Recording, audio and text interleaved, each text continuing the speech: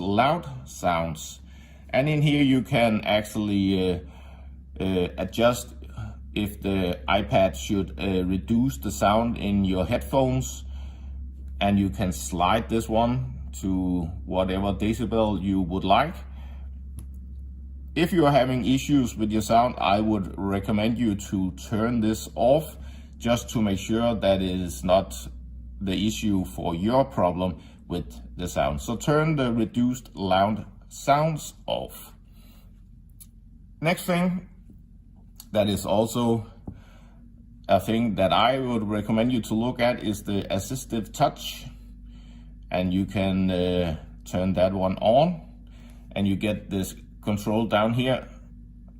And if you click that one, you can actually go into the device and you can turn the volume up and down if you are having